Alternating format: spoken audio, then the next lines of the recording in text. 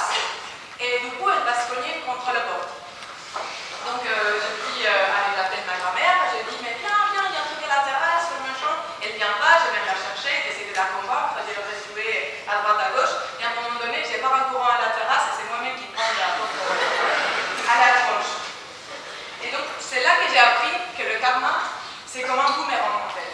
Qu'une malveillance calculée, il y a fort de chances que ça te retombe sur toi, mais une bienveillance non calculée, peut-être que ça peut venir aussi sur nous quelque part. Donc, en 2009, j'arrive à Paris et j'avais deux problèmes.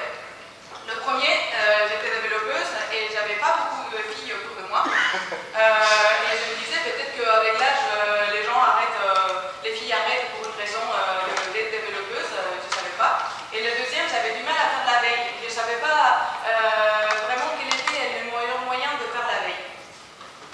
Et du coup, en 2010, il y a Duchesse France qui se crée. Il y a un collègue qui me dit, Katia, il y a le groupe pour toi. En fait, il y a d'autres développeuses.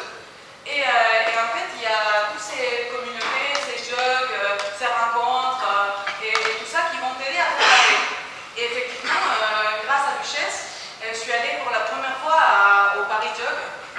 J'ai assisté à une soirée Build Deploy avec David Gajot, Sébastien Bouche. J'ai connu plein de filles ce jour-là et d'autres filles.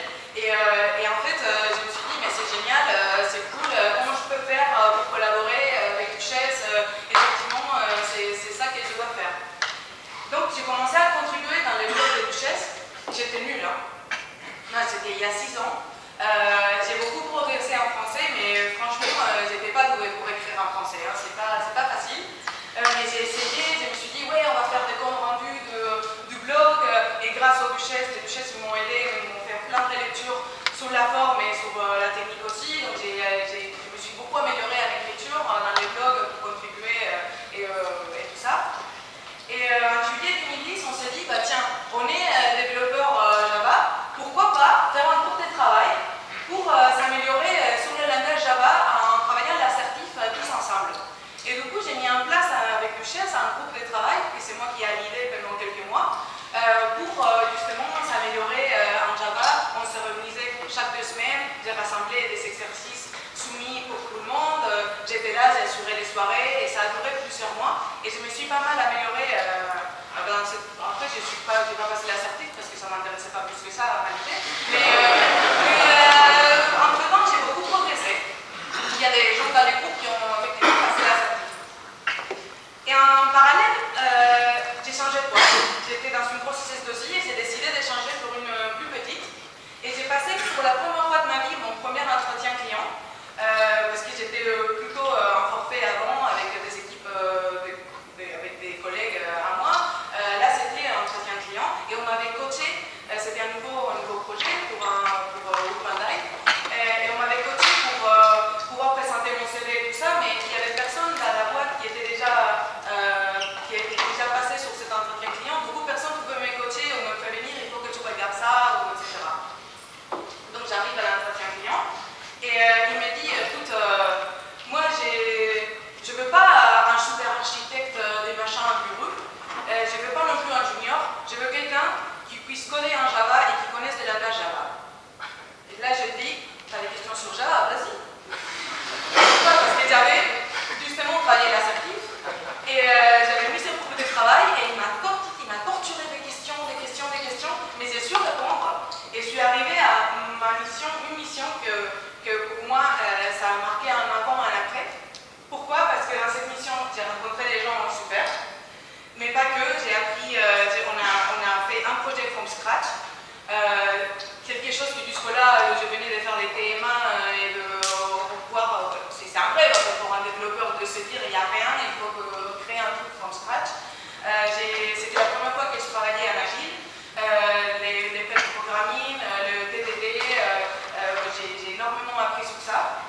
Et en plus, on a mis en place pour la première fois, on était un des premières équipes à mettre en place MongoDB en production. C'était en fin 2010.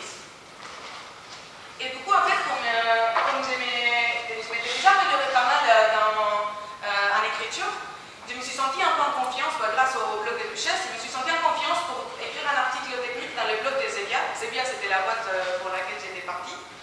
Et j'ai écrit du coup un retour d'expérience sur Java et MongoDB, comment on fait.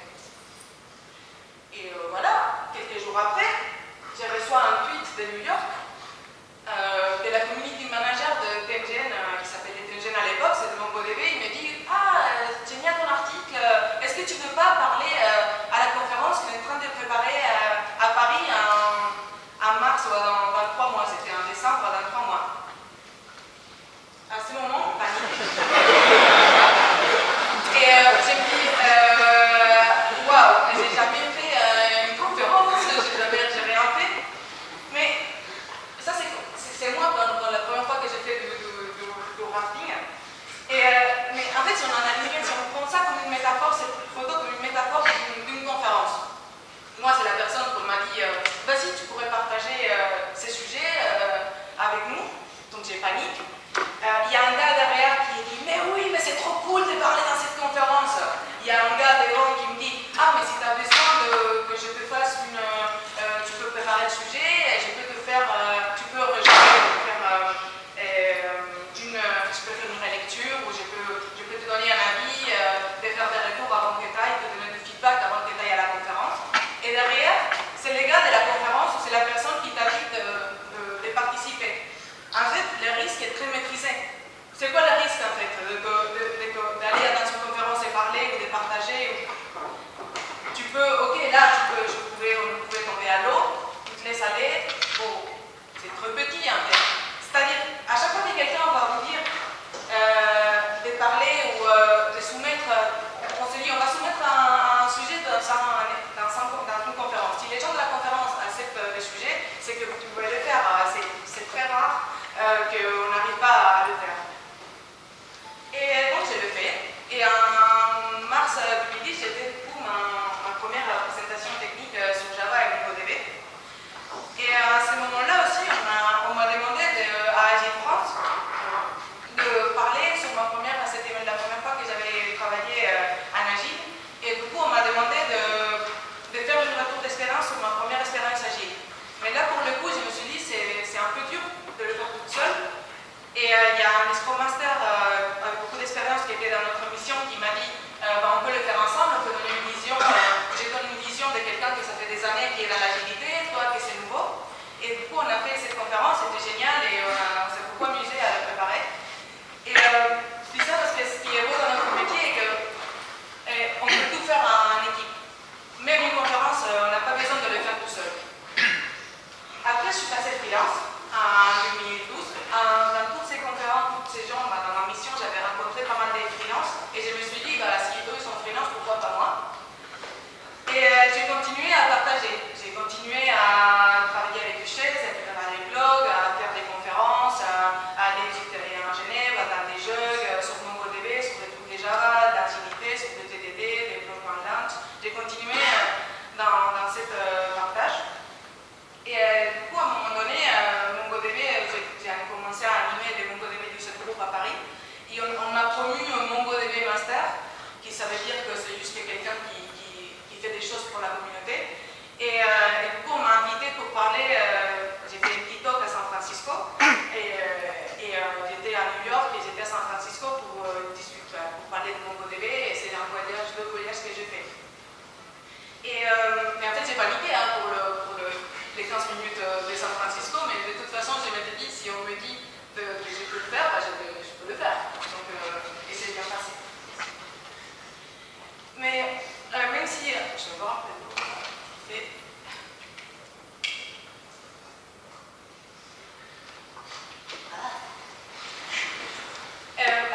un voyage est vraiment quelque chose qui est top. Parfois, dans les trucs les plus petits et plus simples, c'est où on retrouve les plus grands retours émotionnels ou quelque chose qui nous touche vraiment. Là, on était dans un open space SQL avec Duchesses. Déjà, j'ai partagé la scène avec 3 grands de la technique dans lesquels j'étais là, genre, waouh, qu'est-ce que je fais là? Mais bon, c'était vraiment cool parce qu'en parlant avec eux, j'ai beaucoup appris. Mais j'ai passé surtout la soirée à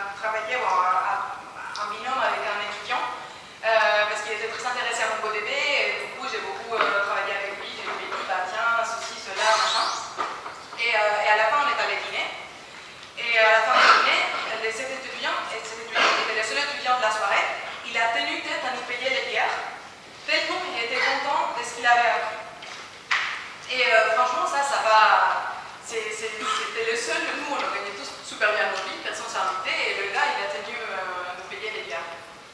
Et du coup, moi j'ai ramené la réflexion plus loin et je me dis, mais si cet étudiant était le futur Steve Jobs, on ne sait pas qui on peut rencontrer dans des soirées, on ne sait pas qui des gens que peut-être tu ne vas pas forcément rencontrer au travail, tu peux le rencontrer dans des événements, tu peux le rencontrer justement en partageant. Et on ne sait pas sur quelle forme ça peut revenir après vers nous, mais de toute façon ça ne sert à rien d'essayer de calculer parce qu'on ne saura pas. Donc voilà, le sujet est vraiment pour moi de partager, de participer et d'avoir la passion. Et c'est ça qui va booster votre karma professionnel. Et ça peut se faire par des conférences. C'est vraiment, là il y a Rineradev, il y a des conférences pour tout n'importe quoi. C'est vraiment les festivals des conférences maintenant. Tu peux faire sur un produit très spécifique, sur une conférence très large, comme Devox accepté. Mais vous pouvez commencer plus petit aussi avec le Program Lunch, en faisant des Human Talk, en créant dans des jobs locales, démarrer par des partages comme ça. On n'a pas besoin, parce que tout de suite on passe à une conférence, on pense à une salle énorme avec plein de gens, mais c'est pas forcément comme ça qu'on peut commencer si on a envie. On peut participer aux événements, mais pas forcément des événements qui soient techniques. Ça peut être comme moi on a fait des Startup Weekend dans lesquels techniquement on n'a rien appris, mais on a eu une démarche de créer un produit et c'était très enrichissant de participer pendant un week-end pour ce faire. On peut écrire dans des blogs, ça peut être écrire ou ça peut être dessiné comme elle fait Hélène Dijoux, qui a un blog où elle raconte la vie des développeurs qui s'appelle Une vie de dev et elle fait des vignettes sur ce qui nous passe au quotidien et c'est assez rigolo. Le projet open source, et à chaque fois on se dit mais comment je fais pour participer à un projet open source? Il y a les Hacker Garden dans lesquels on peut se rassembler autour il y a des porteurs d'un projet qui viennent et qui cherchent des committeurs et du coup tu peux rencontrer les committeurs et discuter avec la personne, prendre quelques tâches et commencer comme ça. On n'a pas besoin de faire des choses en solo à la maison. Donc quelques mots finaux, il me reste 5 minutes. Déjà le premier que la carrière professionnelle, c'est pas un sprint, c'est une longue randonnée. On ne peut pas être tout le temps à bloc comme ça, en courant dans, je sais pas, 40 ans, quand on va dire, si c'est pas 50, je sais pas, la retraite, quand ce sera. Mais il y a des moments plus haut, plus bas, plus motivé, moins motivé. Voilà, il faut aussi savoir s'écouter et aller doucement si on a besoin. Votre karma personnel sera pas impacté. Tous les gens que je connais qui font, et moi-même, je participe en partageant ce que je peux, mais il y a des personnes qui sont des gros contributeurs, open source ou d'autres aussi, qui sont de leur famille, ils sont des amis, ils font des voyages. Voilà, il y a le temps pour tout faire et on peut tout avoir. À chaque fois, on va progresser. À chaque fois qu'on va participer dans une conf, on va apprendre. Même si on est assez sûr de nos compétences ou on se dit bah, je maîtrise ces sujets, je vais le partager, il y a toujours quelqu'un dans la salle qui va savoir plus et qu'après il va te dire ah, moi je fais ça comme ça, ou moi je fais ça comme ça. Ou peut-être que même en parlant avec d'autres gens, ils vont te dire bah, moi j'ai cette problématique là et tu vas dire ah ouais bah, ça je sais pas faire. Et même après, en travaillant les propres sujets de la conférence, vous allez, en gros, on va toujours apprendre même un sujet qu'on maîtrise, on va toujours rajouter quelque chose. Et surtout que vous ferez des belles rencontres, comme moi j'ai fait avec Duchesse ou dans d'autres conférences, Corinne, justement, que c'est elle qui m'a dit de venir. On avait partagé la scène à Google Fest Women aussi. Et en fait, c'est comme ça que vous ne savez pas ce qui va venir de ces rencontres-là. Et donc voilà, pour moi, là, le karma aujourd'hui, pour moi, c'est ça, ma grand-mère qui est toujours avec nous. Et elle va bien. C'est un peu âgée, mais elle n'a jamais pris des tranches à la